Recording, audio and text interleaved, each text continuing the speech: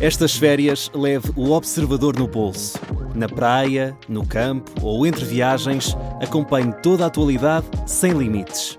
Assine com 40€ de desconto e habilite-se a ganhar uma estadia de 2 noites num dos hotéis boutique da Small Portuguese Hotels. Este verão, desligue da rotina, não da informação. Assine em observador.pt.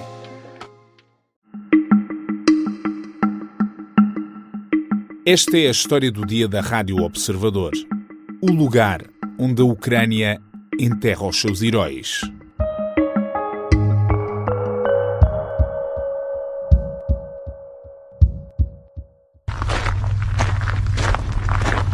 Este som que está a ouvir são passos a caminhar na gravilha no Campo de Marte. O Campo de Marte é uma área do cemitério de Lishavik, em Lviv, na Ucrânia, onde são sepultados os militares mortos na guerra. Uma área que continua a crescer de dia para dia. E estes passos são os de Magda, que vai visitar a campa do irmão. É com ela que entramos na vida destes homens e mulheres que morreram a lutar pelo país. Há a história da jornalista que tem um tomateiro plantado sobre a campa. Há a da mãe que ainda espera pela última mensagem do filho. Há a da mulher que abriu um memorial em honra do marido que queria derrotar os russos com balas de papel. É destas vidas que vamos falar hoje com os jornalistas do Observador, Rui Pedro Antunes e João Porfírio, que passaram 3 dias no cemitério de Lishavik a ouvir histórias dos heróis do Campo de Marte. Eu sou o Pedro Benevides e esta é a história do dia de segunda-feira, 27 de julho.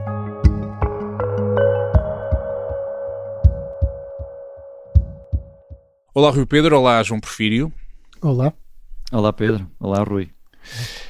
O que é que vocês tinham na ideia quando decidiram fazer este trabalho, que é, no fundo, contar a história de vida destas pessoas que já morreram? Esta ideia surgiu porque nós fomos para a Ucrânia uma das muitas vezes que voltámos à Ucrânia e basicamente sentimos necessidade de, em Lviv, que é uma cidade fronteiriça com a Polónia, que tem um dos maiores cemitérios de soldados ucranianos da Ucrânia.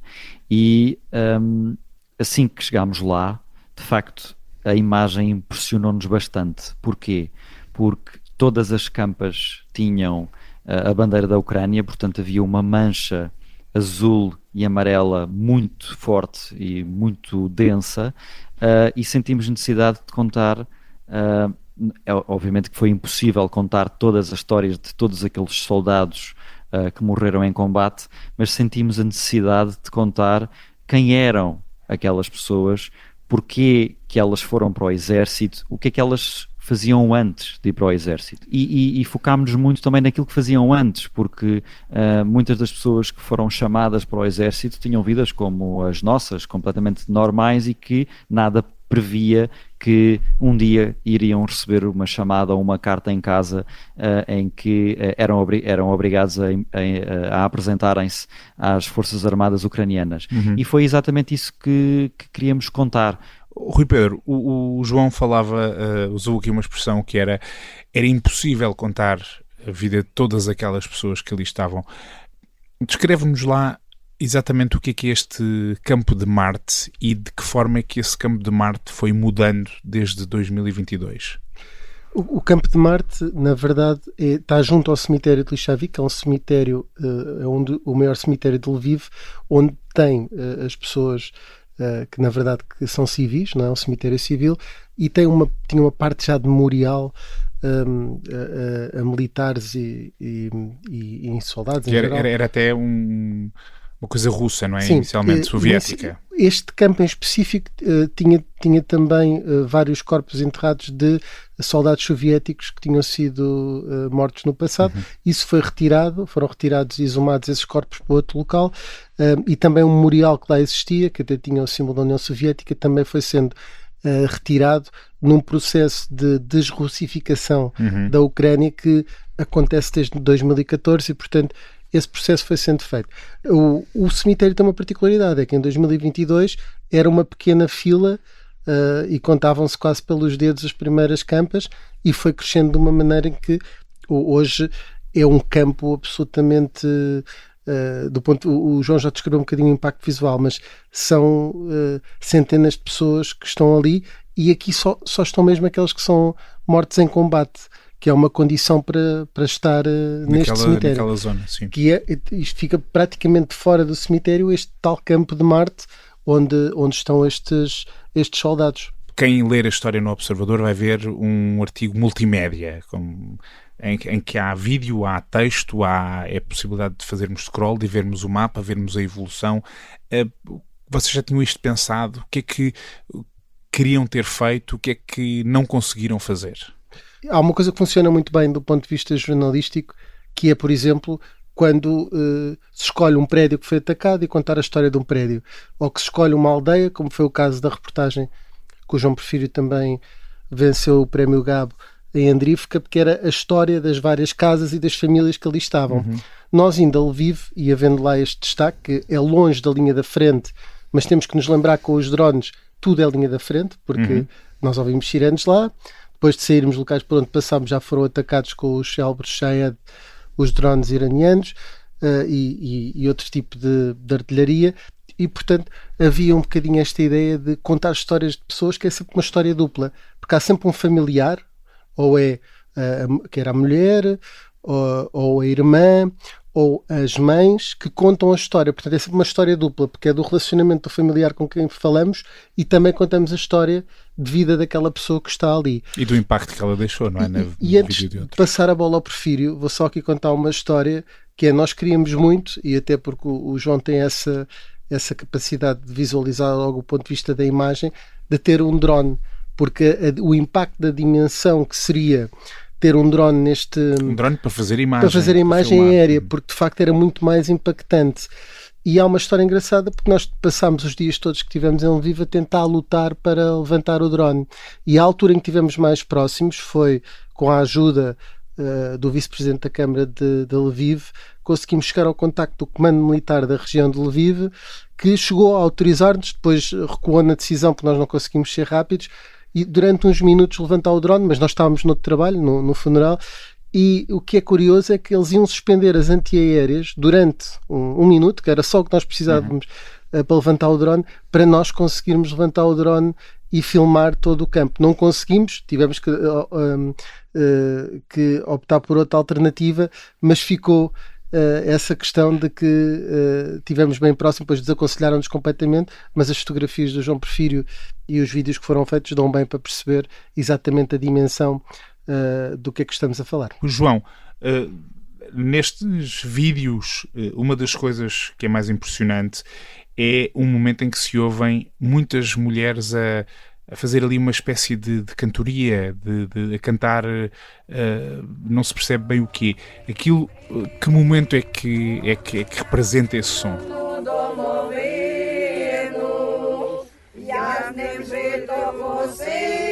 Nós assistimos a um funeral desde o seu início, portanto, acompanhámos toda a família e toda a cerimónia desde a igreja do centro da cidade de Lviv, o percurso até ao cemitério e até ao momento em que aquele homem foi sepultado, e esse som dessas mulheres a cantar, a orar, é exatamente isso, é um som que arrepia, porque nós não percebemos ucraniano, claro, tínhamos o tradutor ao nosso lado e provavelmente grande parte das pessoas que vão ler, ver e ouvir o nosso artigo não percebe o ucraniano, mas como tu dizias e bem, é um som muito característico e um som que arrepia, porque tudo à volta está em silêncio e há um conjunto de mulheres que está com lágrimas nos olhos a chorar copiosamente pela morte daquele homem. Nas histórias que vocês foram conhecendo, há até algumas ligações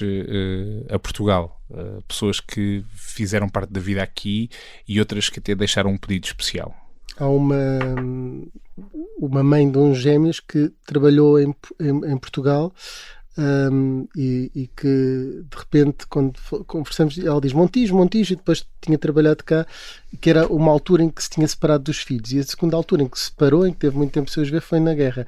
Isso foi logo uma primeira ligação que encontramos, porque ela na verdade lembrava-se de ter trabalhado aqui. A segunda foi uma senhora que nós abordámos com o marido, e ela pediu depois para lembrou-se de Fátima e da Nossa Senhora de Fátima e pediu que queimássemos uma vela pelo filho e que rezássemos pelo filho na próxima vez que fôssemos a Fátima. E algum de vocês cumpriu essa promessa? Eu não queria estar a pessoalizar muito, mas efetivamente no início do ano eu estive próximo de Fátima e aproveitei para cumprir essa promessa, que eu acho que pode até levar-nos aqui um bocadinho aos limites do que é o jornalismo e na maneira como isso obviamente não influenciou nada de forma nenhuma a maneira como contamos a história. Aliás, há muitos caminhos para esta história que não é só a glorificação da Ucrânia. Há quase que aqui uma espécie de contraditório quando, por exemplo, algumas das personagens com quem falamos eram os autênticos defensores de a educação para a ucranização, se me permites esta expressão, e também de uma forma quase tão, eu vou utilizar a expressão, sabendo que eu estou a usar, fanática, como os russos fazem desse ponto de vista. Portanto, de um extremo ao outro. Estás a falar em particular de um poeta, não é? Sim, exato, o Yuri Dadak. Mas, e não só isso, Pedro, o João há bocado quase que foi lá, que é a tal bandeira preta e vermelha da Ucrânia, que é muitas vezes, que estava em praticamente todas as campas, que é uma bandeira do Bandeiras, do Exército de Insurreição da Ucrânia, que muitas vezes é utilizada até pela extrema-direita ucraniana. Ou seja, tudo isso na peça de uma forma equilibrada, sem ser escrito de uma forma da propaganda russa ou da propaganda ucraniana. Nós fazemos questão nós somos jornalistas, não estamos ali a favor da Ucrânia ou a favor da Rússia, estamos simplesmente a ouvir histórias de pessoas que obviamente que acabam por nos chocar, mas... João, há uma história particularmente curiosa, porque envolve uma mulher que foi para a linha da frente. Ela chama-se Irina e era jornalista como nós.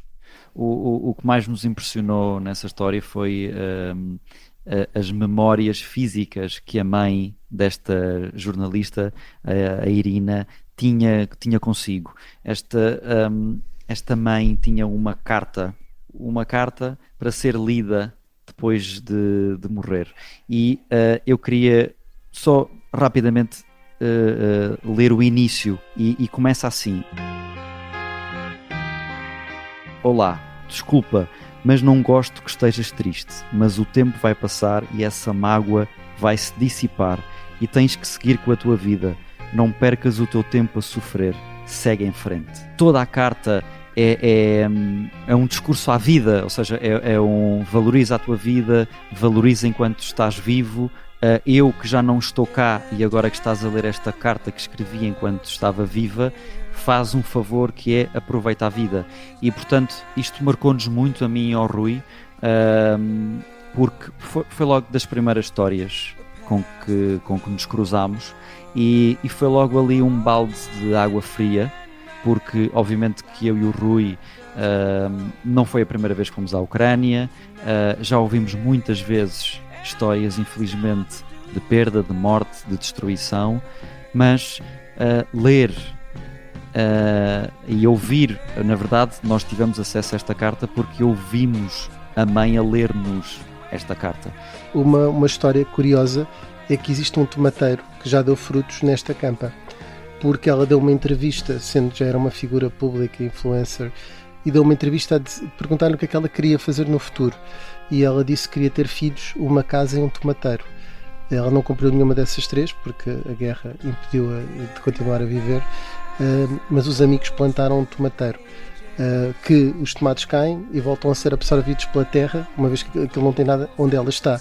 E portanto, na verdade, é uma campa diferente de todas as outras que existem no campo de Marte. A Irina, a jornalista Irina, é uma das histórias contadas neste artigo. Irina que escreveu uma carta ao som de Dream On, dos Aerosmith, que é de resto o som que estamos já a ouvir.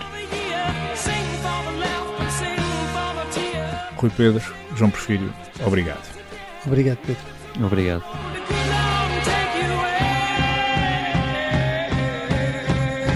Esta foi a história do dia. A sonoplastia é do Tomás Ferreira, a música do genérico é do João Ribeiro. A que estão a ouvir agora é dos Aerosmith. Eu sou o Pedro Benevides. Até amanhã.